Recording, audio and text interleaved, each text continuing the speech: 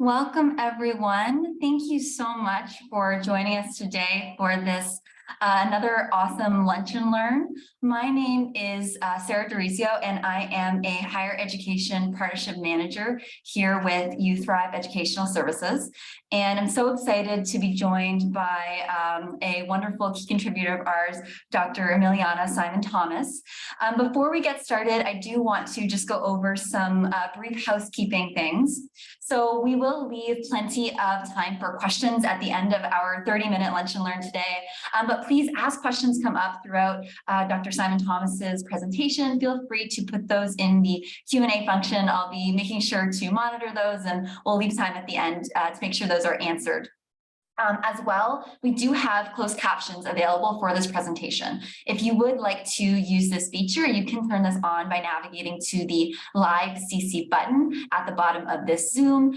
Click on the arrow there that says Show Subtitle, and you'll be able to access that feature.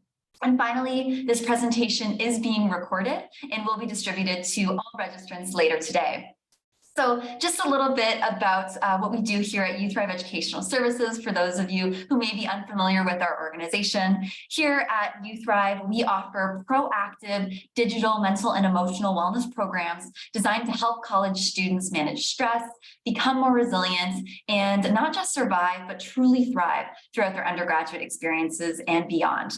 Our programs are led by 35 plus experts in the evidence-based fields of positive psychology, mindfulness, and self-compassion from numerous institutions from across the country. And here with us today, we're so excited to welcome one of those experts, Dr. Emiliana Simon-Thomas. So a brief introduction to Emiliana before I pass it off to her. Emiliana is the science director at UC Berkeley's Greater Good Science Center. She earned her PhD in psychology, studying how emotions and cognitive processes guide thoughts and behavior. During her postdoc, Emiliana studied biological and social properties of prosocial emotions like compassion, gratitude, and awe. She then served as associate director and senior scientist at Stanford Center for Compassion and Altruism Research and Education, examining how compassion, both innate and learned, benefits health and well-being. At the Greater Good Science Center, she oversees the Student Research Fellowship Program, runs key initiatives like expanding the science and practice of gratitude, and provides an expert scientific voice on the key roles that social connection, mutual support, and belonging play in well-being. So without further ado, I am so excited to turn it over to Emiliana. Welcome. Thank you so much, Sarah. What a fancy introduction. It's always funny to hear people review this biography that's out there in the world and be presented that way. I'm actually just a regular person. I grew up in Berkeley, California. I studied neuroscience and social psychology, and originally was interested in how emotions affect cognition, but grew really interested in this space of prosocial emotions as I continue with my career. I'm going to share some slides on the topic of the science of gratitude with everyone, just to kind of structure the ideas that I'm talking about and provide some visuals that maybe you'll find compelling. So gratitude. It's kind of the essence of this upcoming holiday that we're all looking forward to and busily planning for. The argument that I'm going to make today is that gratitude is a space of opportunity for promoting and enhancing well-being. And as a first point, I just want to remind us that, gratitude, the experience of gratitude in the moment actually feels good, right? And we know that moments in our day that we feel good are important to our overall well-being.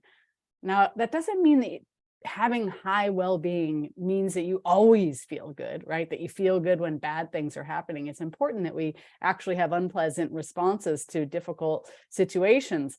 But in those in-between moments or when things are going well, it's important to be able to feel good. And gratitude is one of those opportunities.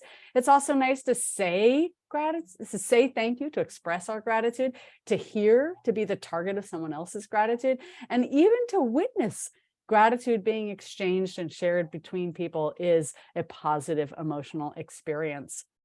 So let me back up a second and try to invite us to think about, well, what is gratitude? Is it like politeness? Is it something our parents kind of pound into us at the dinner table with, why aren't you grateful for this wonderful meal that we have? Or why aren't you grateful for all the tools or toys that you already have?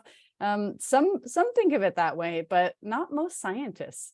According to research, gratitude it's actually an evolved process, and it's an experience and a behavior that we can measure even in our primate predecessors. It's a capacity to notice in each other helpfulness and generosity, and to feel motivated to reciprocate. And this is crucial to our ability to function in our sort of social collectives, right? Humans are an ultra social species. Our interpersonal relationships are essential to our longevity and health throughout the lifespan.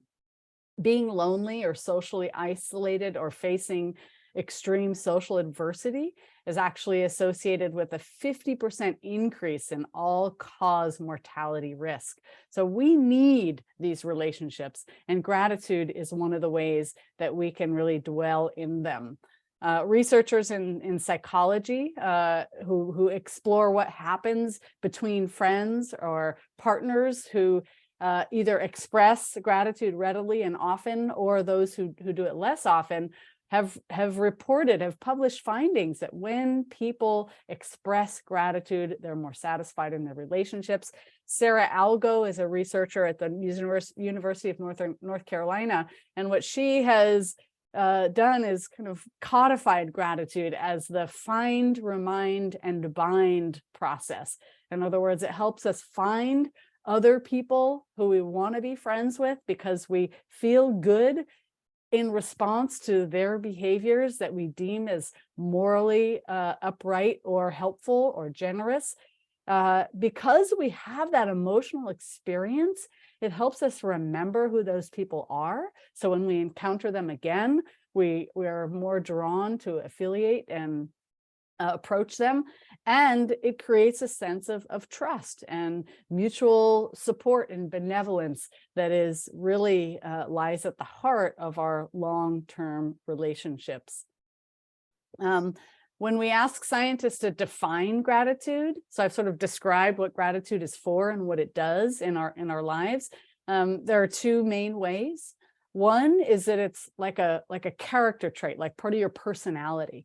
And that is that you just walk the world with this idea that there's goodness around us and that we didn't have to work for it, right? We just get to enjoy a certain degree of comfort and privilege that it's come to us free. It's been given to us.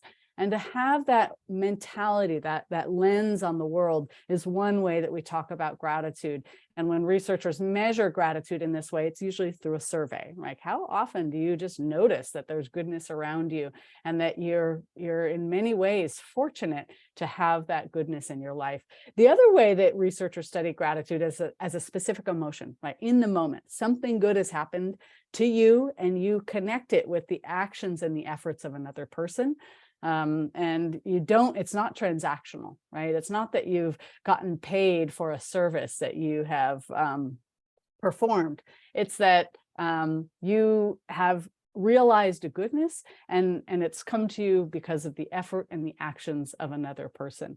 So these are two ways that researchers study gratitude. When researchers study gratitude in the laboratory as an emotion, they might elicit it by sharing a narrative or getting someone to reflect on a personal experience where they felt robust gratitude, where they felt that strong sense of gratitude. As just a kind of an invitation or a provocation to everybody who's joining us today, maybe post in chat the most recent time you can think of where you had that sense that there's a good outcome that you recognize that came to you because of another person's purposeful effort. They went out of their way to do something that helped you. All right. So while you're doing that, thinking about and posting your stories about gratitude in chat, I'm going to share 2 findings and use data to make it kind of real clear.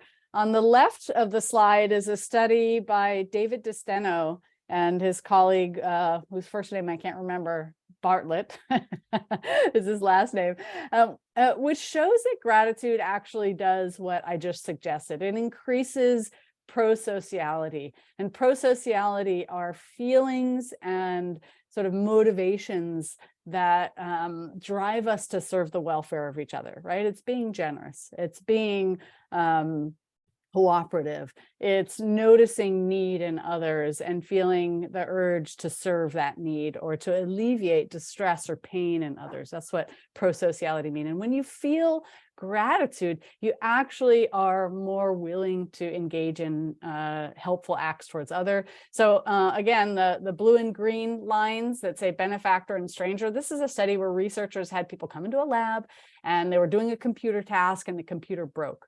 And there was another person who was part of the study team, but they were kind of acting like they were a participant in the study. And so what they did is they were with the real participant and they said, oh, I can help you. And they came over and they did some diggity on the computer and it actually started to work again. And it meant that the person who was the real participant didn't have to start over, right?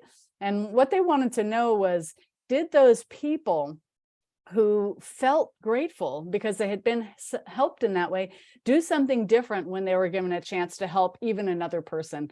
And the green lines that you see here show that indeed the likelihood that a person would volunteer more of their time to help both the person who helped them, that's the benefactor side of the chart, and even a person who they've never met and don't know, a stranger, was increased, right? People were more likely to be generous if they felt gratitude. On the right side of the slide is a more recent study that measured what happens when you induce gratitude in the laboratory, when you kind of create an experience where people feel that emotional state of gratitude, and then ask them a few questions about what they want to do with their resources. In the dark blue is people's response to, I'd love to buy things that cost a lot of money. And this is taken as a measure of materialism.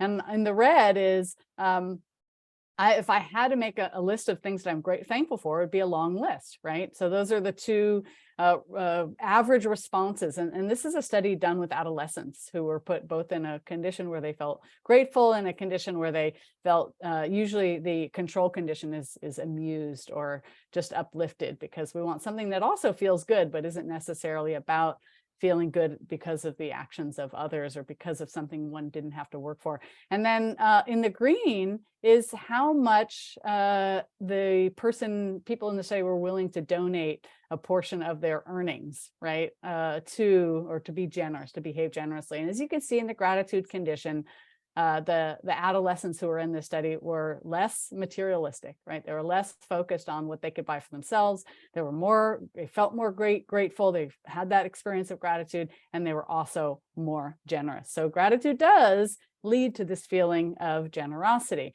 What else does gratitude do? As you can imagine, I could teach, and I have taught a semester-long class on the science of gratitude, because each of the lists of words in this chart or in this grid come from findings in published research. So when people either are more grateful as a personality trait, or they practice gratitude, or they're induced to feel gratitude more often. So those are 3 different ways that you could compare someone's gratitude between a high and low level. You can look at the column on the left of what it increases, right? It's associated with just generally having more positive emotions, feeling more hopeful, having a sense of meaning in life. People who have more gratitude, they're more likely to follow directions from their healthcare providers. They also act in ways, they organize their life around healthy behaviors. They sleep better, they report greater happiness and life satisfaction. They're more motivated. They tend to persevere towards their goals and actually attain them more so than people who have less or are lower in gratitude. People who are higher in gratitude tend to have a sense of kind of spirituality. They recognize that there are important parts of who they are and their life and their community that aren't just about themselves, right? That transcend self-interest and maybe are about something higher than regular day-to-day experiences and perceptions. There was a recent study that looked at gratitude levels and resilience during COVID-19. And one of the findings was that people who had more, adolescents, teens who were more grateful before the pandemic actually weathered the pandemic with more resilience. And two of the things that gratitude predicted was their sense of connectedness and their sense of time, right? So they didn't feel rushed and they didn't feel isolated and lonely. And that was connected to how high they scored on a measure of gratitude prior to the pandemic. People who are higher in gratitude, they tend to see others as more friendly and affiliative and trustworthy. They're more likely to engage in helpful behavior and feel motivated towards things like compassion and altruism. There's a vast literature on gratitude and resilience beyond the study that I just described, where researchers will measure gratitude before people go into wartime settings and then report that those who were higher show less post-traumatic stress. People who are more grateful are more willing to ask for help when they need it. Others find people who score higher on gratitude more socially appealing. People who score higher in gratitude report their friendships as closer and more supportive. Their relationships throughout life are of higher quality. They're more satisfied, and they tend to be less vulnerable to divorce and separation. And in the workplace and in organizations, gratitude is also recognized by everyone in ways that make you more likely to rise into positions of leadership. On the right side of the column are all the things that you don't want, right? That gratitude seems to be protective of. So you're more likely to have low and healthy blood pressure. You're less depressed. You're less likely to act in incivil and aggressive ways. And one of the findings that mirrors the earlier study with teens is that gratitude is like an antidote to entitlement, to feeling righteous and self-focused about what's out there in the world. So in sum, that was a lot to digest. So I'm just going to distill it down to three main things. When people are higher in gratitude, they tend to be more optimistic because they're focusing on and paying attention to what is good, right? Remember, gratitude is recognizing goodness and associating it with something that you didn't have to work towards, and hopefully something that other people did for you. It reduces self-focus. Self-focus is one of the kind of pitfalls that we fall into, where we're always kind of worried about what happened earlier in our day and how people think about us and whether people like us or not, and whether we're going to be successful and whether things are going to work out the way that we expect them to, and whether we're going to feel good tomorrow, right? All this kind of self-focused evaluative thinking, which is often referred to as rumination, is actually pretty harmful in excess to our well-being. And then finally, and this is exhibited in this more complicated figure on the right, researchers who have had participants practice gratitude, exercise gratitude. And this is a study that was done for 3 weeks. The researchers had participants just write gratitude letters, keep a gratitude journal, say thank you to others in a specific way that I'll describe in a minute. This changed the sensitivity of reward signaling pathways in their brain in response to generosity. So now they felt more of that warm glow after being generous and helpful towards others as a result of exercising and practicing gratitude. So before I conclude, I just want to give space to and recognize some of the barriers to gratitude that we face, because I'm making it sound like it works for everyone, it works for everything, and it fixes everything. And in fact, it can be challenging, and there are edge cases and scenarios where gratitude could be misused. Some of the real challenges, especially for us in the West, is that we are very individualistic. We're overly focused on competition and constructs like self-esteem, where my value and my worth is really based on comparing myself to someone else. Time famine. We feel so pressed to always be focused on our productivity, on checking things off of our list. Often we don't take time to actually just notice that there is so much goodness, or to actually express our gratitude to each other in the way that is most beneficial. Some of us worry that other people won't like it if we say thank you. We think, oh, it's going to be awkward. They're going to be like confused by it. It's going to make them feel indebted to me. That's rarely the finding when researchers actually ask both the expressor and the receiver how it felt to be part of that communication. The people who receive gratitude way more often really actually like having that acknowledgement and validation. There are cases where gratitude is really not the right thing to do, and it's usually when somebody is trying to use gratitude for something that's not good, right? So there's no sense in being grateful for somebody who is causing you harm. It's not very great. It's not really gratitude if you're thanking someone in advance for something that you want them to do that they don't want to do, right? And unfortunately, parents sometimes make this mistake, right? Oh, thank you for doing the dishes later today, right? If you're doing that to manipulate somebody, it's not actually gratitude.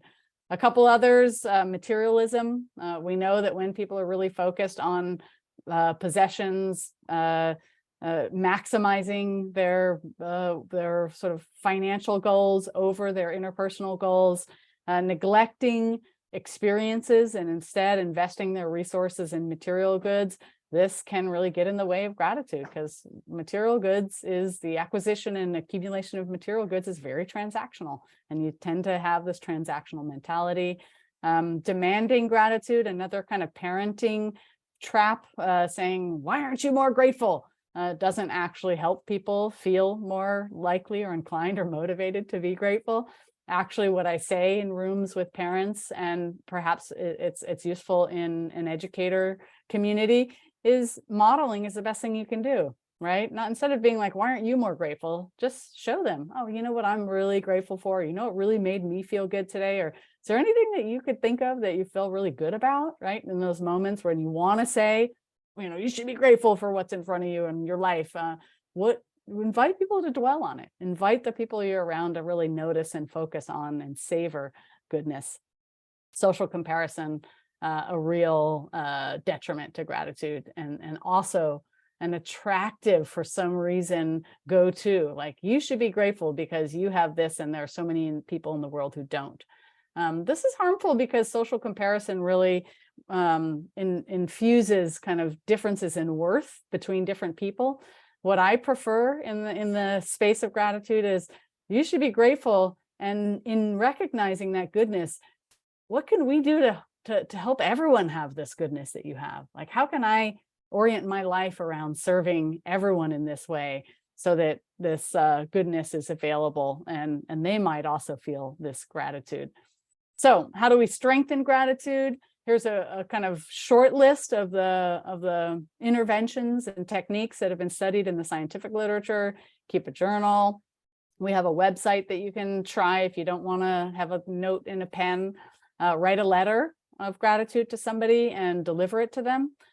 Just actually taking 15 seconds to close your eyes and take 3 deep breaths and reflect on what you're grateful for can be really powerful. Saying thank you, and I'm going to sort of stretch this one out pretty quickly.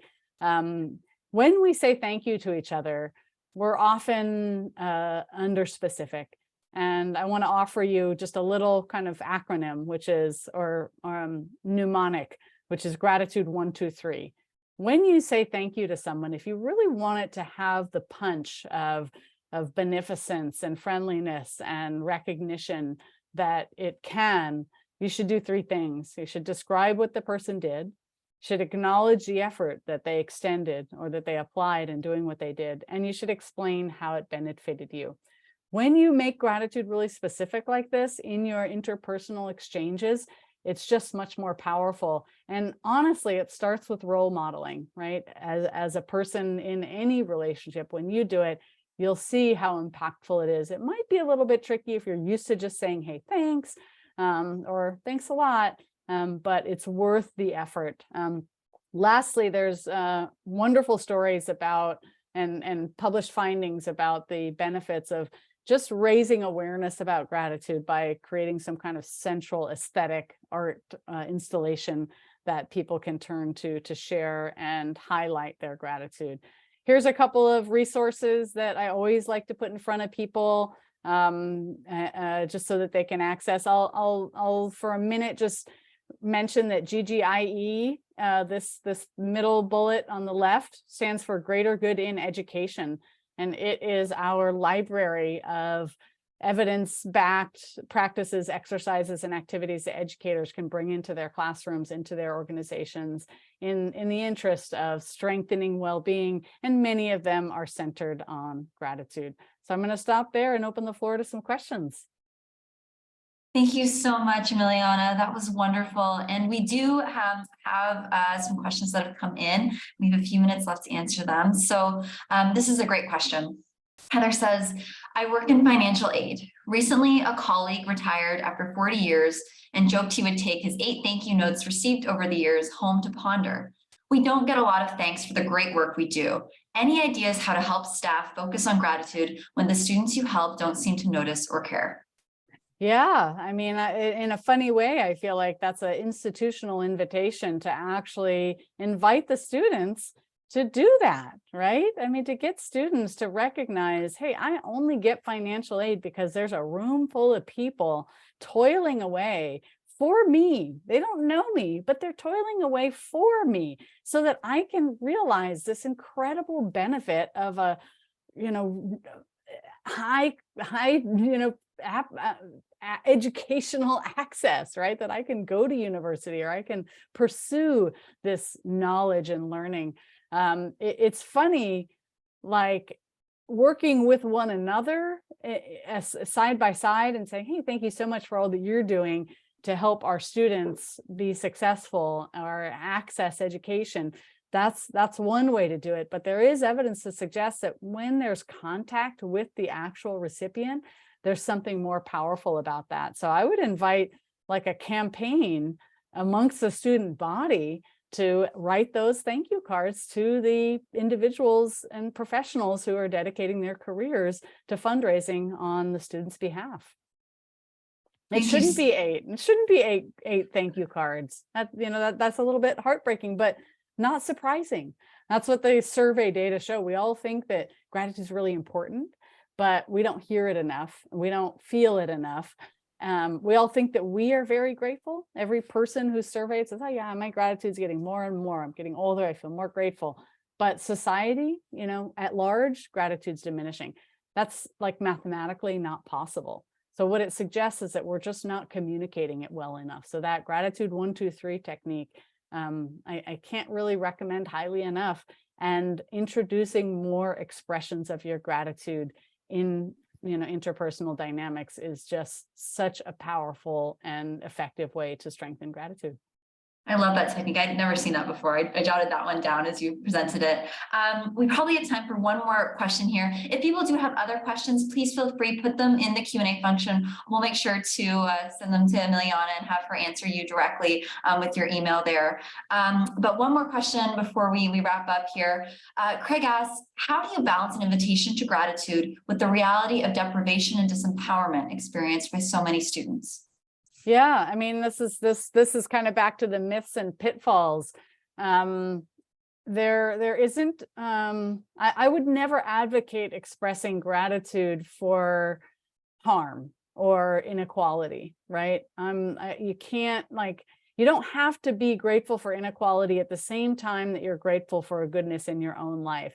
And this is why I made the point of saying, it's not helpful to say, I'm so grateful that I got to go to university, and in light of the observation that so many other people don't have that chance, right? That isn't a constructive way to express gratitude. What that does is it reinforces that inequality. It really kind of highlights and almost justifies the unequal access to resources.